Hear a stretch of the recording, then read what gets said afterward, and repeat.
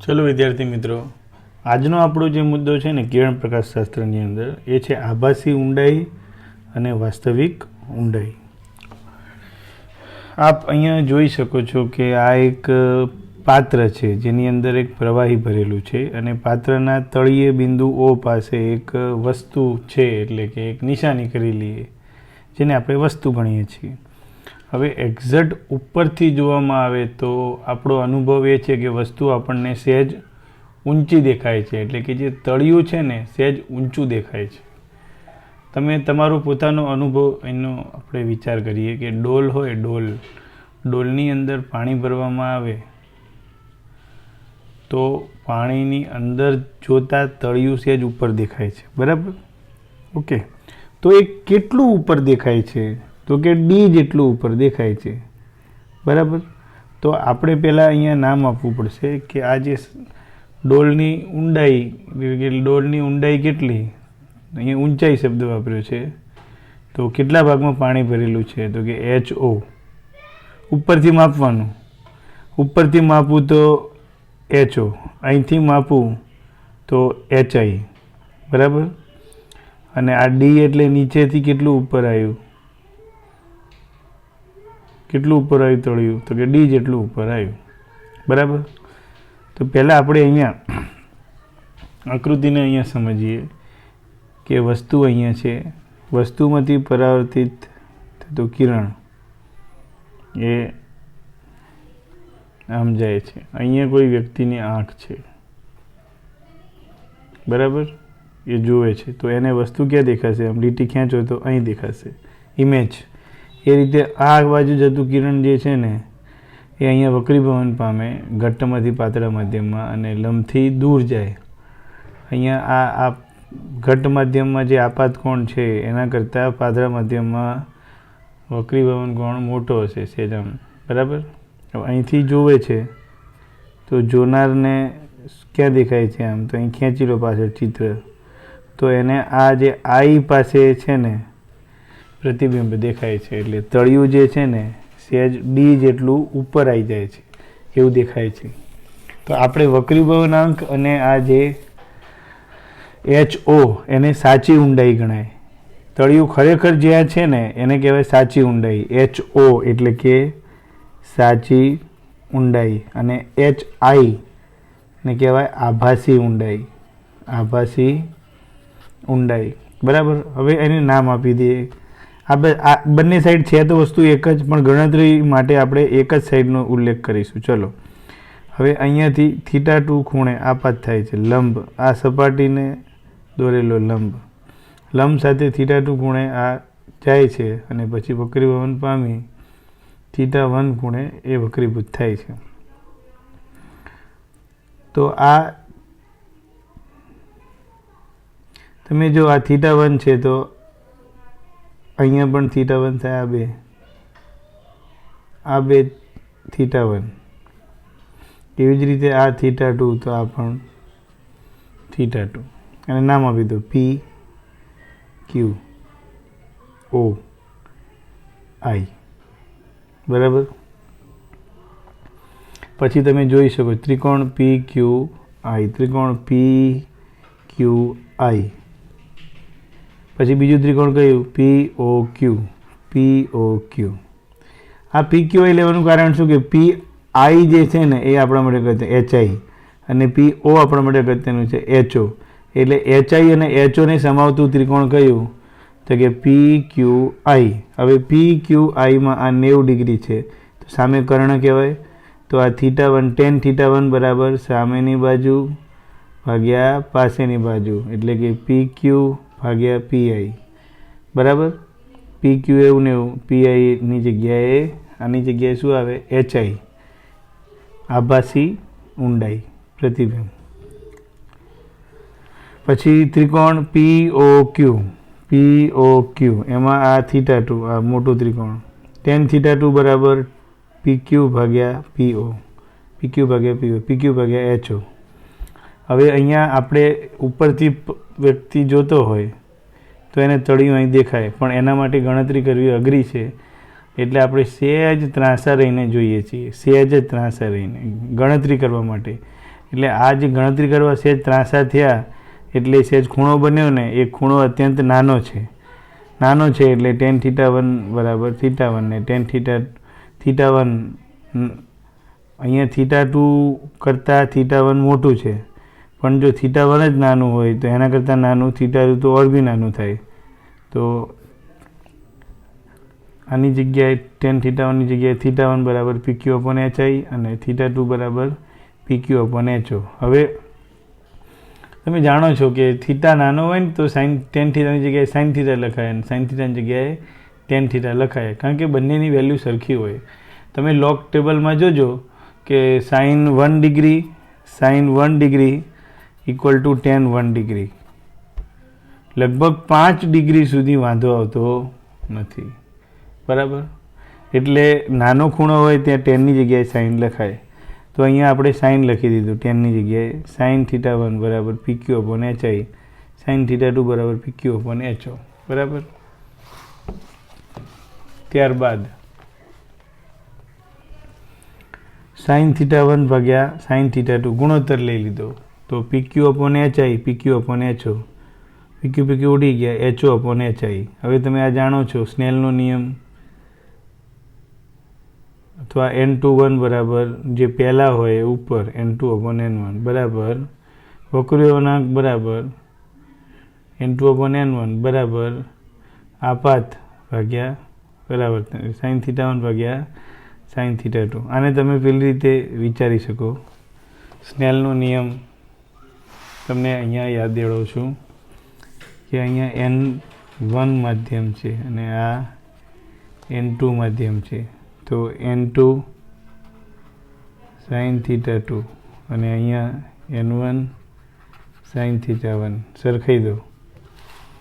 હવે તમે સરખાઈ દો અહીંયા એટલે તો શું થઈ જાય, N1 sin θ1 N2 sin θ2, તો N2/N1 sin θ1 sin θ2 થઈ ગયું. આને કહેવાય N21 આવી ગયું. અને પછી HO/HI, તો N2/N1 બરાબર HO/HI. હવે આ N2/N1 બરાબર HO/HI છે ને, N1 એટલે હવા છે, હવે આ કાચ કે પાણી એટલે ઘટ્ટ માધ્યમ, આ પાતળું માધ્યમ અને ઘટ્ટ, તો HI/HO બરાબર N પાતળું ભાગ્યા N ઘટ્ટ, બરાબર. આટલું યાદ રાખવાનું. હવે યાદ શું રાખવાનું,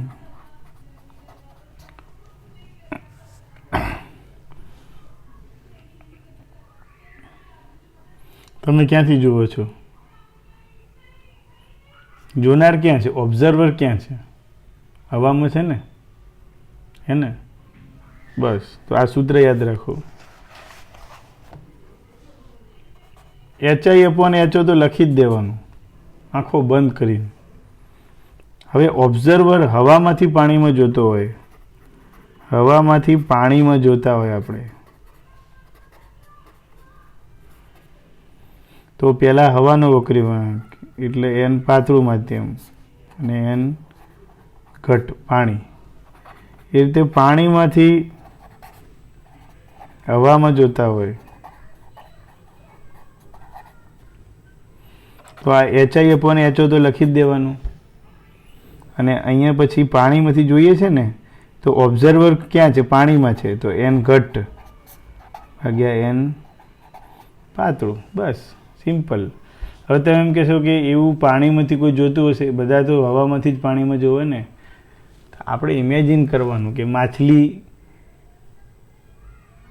પાણીની બહાર કોઈ ઝાડને જુએ છે, તો અથવા કોઈ માણસ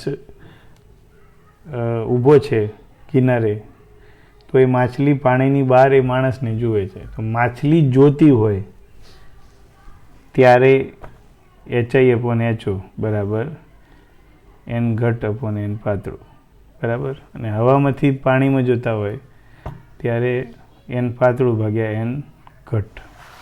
આ આપણે યાદ રાખીશું, બરાબર. હવે આ N પાતળું એટલે કે હવા માટે N1 1 લઈ લો, પાણી માટે N2 N લઈ લો, N1 1 N2 N, તો HI/HO બરાબર 1/n અને HI બરાબર HO/n. સ્વાભાવિક છે, કોઈ ડોલમાં પાણી ભરેલું હોય અને ડોલની બહાર હવાનું માધ્યમ એટલે કે N1 બરાબર 1 અને ડોલમાં પાણી બરાબર N, તો ડોલનું તળિયું કેટલું ઊંચું આવે તો HI અને એકચ્યુઅલ તળિયું કેટલું છે HO બરાબર 1/n બરાબર. n પાતળું ભાગ્યા n ઘટ, બહારથી આપણે જોઈએ છીએ એટલા માટે, ઓબ્ઝર્વર તો બહાર જ છે ને એટલા માટે. HI બરાબર HO/n, સિમ્પલ. એક આ થઈ ગયું. હવે કોઈ એમ કહે કે તળિયું કેટલું ઉપર આવ્યું, આમ નીચેથી કેટલું ઉપર આવ્યું, આમ કેટલું ઉચકાયું, તો નીચેથી ગણવું પડે ને કેટલું ઉચકાયું.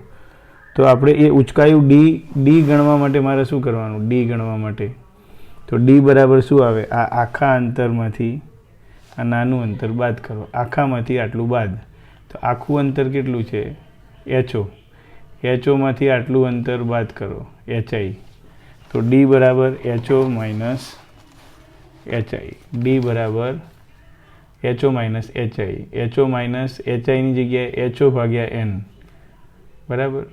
HO કોમન કાઢો તો 1 - 1/n. આ પણ એક અગત્યનું સૂત્ર છે જે દાખલાઓમાં કામમાં આવી શકે છે.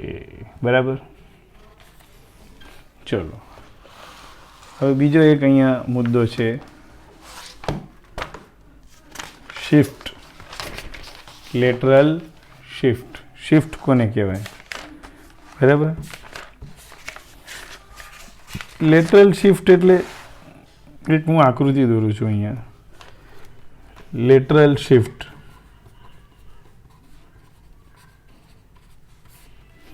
તો પહેલાં તો આપણે એક સ્લેબ દોરી દઈએ મોટો.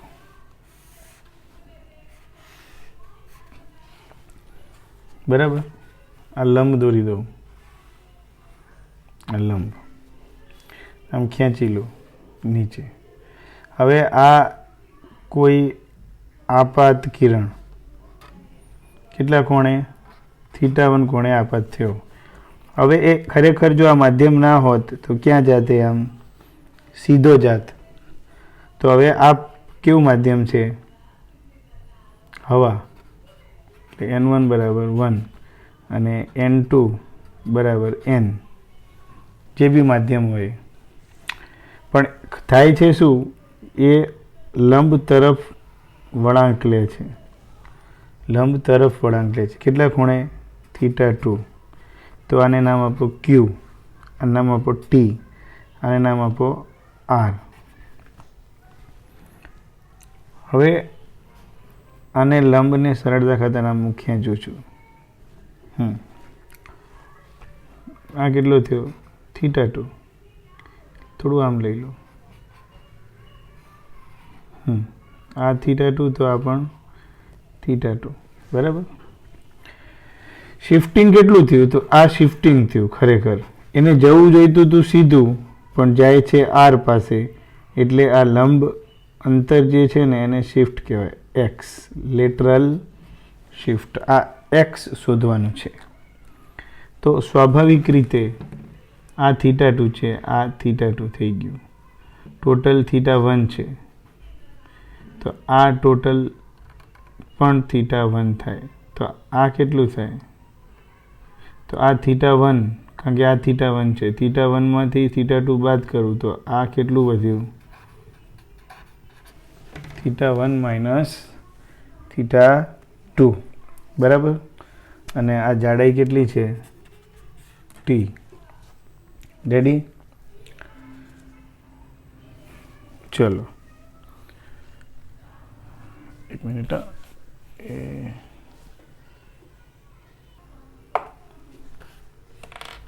હવે ત્રિકોણ QRN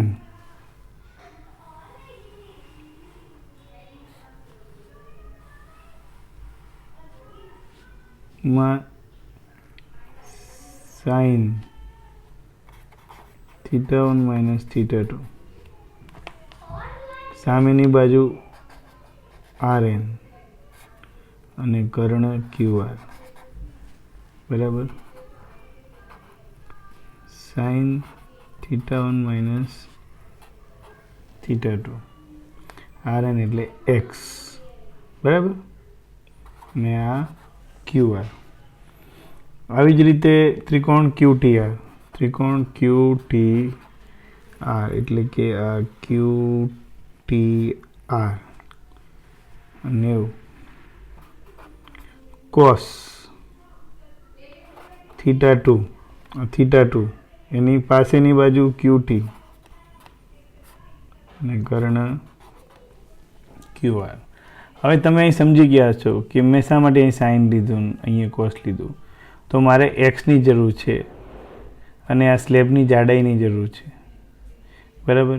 એટલા માટે અહીંયા એક્સ આવી ગયું, અહીં સ્લેબની જાડાઈ આવી ગઈ અને બંનેમાં QR વિશે આપણે નથી જાણતા, પણ જો આ બંને QRને આપણે સરખાવી દઈએ બરાબર. આમાં QRને તમે પહેલાં લખી દઈએ QT એટલે કે જાડાઈ T, સ્લેબની જાડાઈ T અને આ QR બરાબર. આપણે એક્સને સૂત્ર કરતાં બનાવવા માગીએ છીએ તો અહીંયા હું આમ લખી દઉં કે એક્સ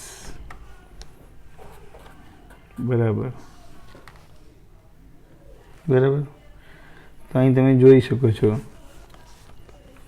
કે એક્સ બરાબર QR સાઇન θ1 માઇનસ θ2. તો QR હવે QR જે છે ને નીચે આપણે જોઈ લઈએ QR બરાબર T/(cos θ2) આ કિંમત મૂકતા બરાબર. તો x બરાબર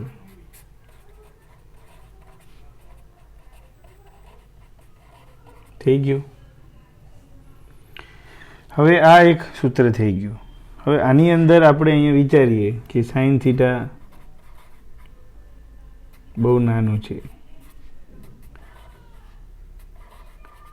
એટલા માટે કે θ1 ખૂબ નાનું હશે તો એની સામે θ2 પણ નાનું હશે બરાબર. θ1 નાનું છે તો પછી θ1 માઇનસ θ2 પણ નાનું થાય. પણ તમે અહીંયા જોઈ શકો છો કે θ1 જો ખૂબ નાનું થશે તો θ2 મોટું થશે, θ1 નાનું થશે તો θ2 મોટું થશે બરાબર. તો અહીંયા આકૃતિ ઉપરથી તમે જો કે આ θ1 છે. હવે આ જો θ1 માઇનસ θ2 આ છે. જો θ1 માઇનસ θ2 નાનું હોય તો આ θ2 મોટું થઈ જાય. એટલે આપણે એમ વિચારીએ કે cos θ2 ની કિંમત 1 થઈ જાય નિયર અબાઉટ. તો x બરાબર T/(1) θ1 માઇનસ θ2. હવે θ1 કોમન કાઢો 1 માઇનસ θ2 θ1 બરાબર. એક આ સૂત્ર. સ્નેલનો નિયમ વાપરો તમે. સ્નેલનો નિયમ શું કહે છે કે n1 sin θ1 n2 sin θ2 પછી n1 by n2 sin θ2 by sin θ1. હવે θ2 તો નાના છે ને તે તો θ2 upon θ1. તો આની જગ્યાએ શું મુકાય n1 by n2.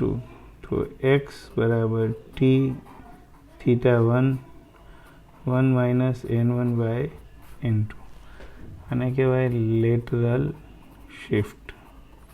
ટૂંકમાં શિફ્ટ એટલે આપેલું જે આપાત કિરણ છે એ એના મૂળ માર્ગેથી કેટલું વિચલન પામે છે.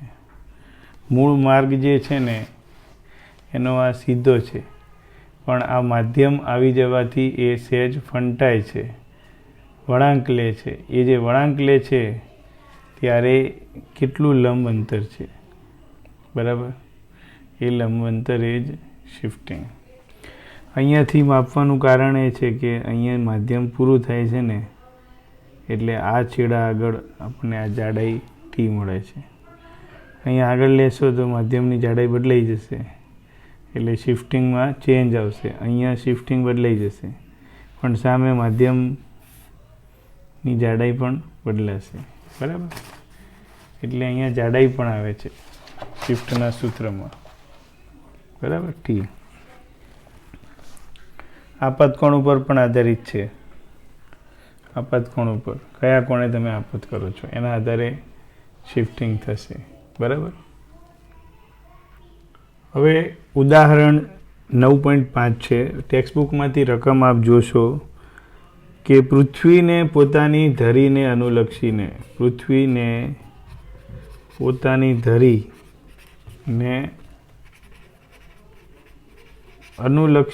ભ્રમણ કરતા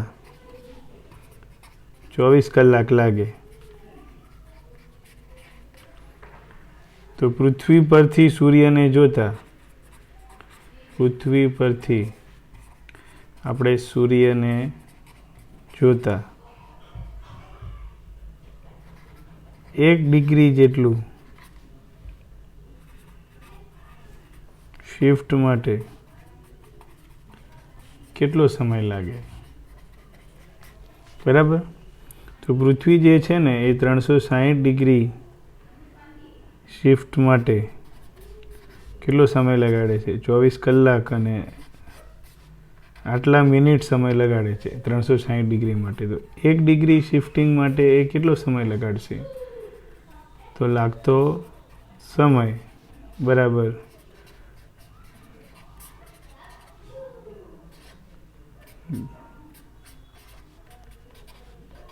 6 ચોક 24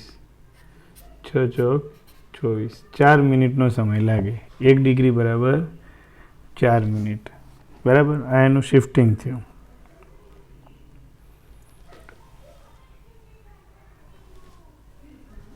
ઓકે, આવતીકાલે આપણે જે ચર્ચા કરવાના છીએ એ હું અત્યારે તમને કહી દઉં છું એટલે તમે એક નજર મારી રાખજો. આપણે જે ચર્ચા કરવાના છીએ આવતીકાલે સ્વાધ્યાય 9.4 સ્વાધ્યાય 9.16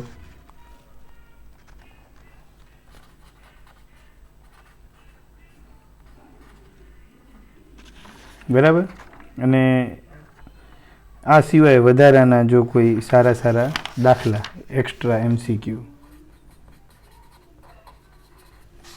આ આપણે ચર્ચા કરવાના છીએ આવતીકાલે. Okay, thank you.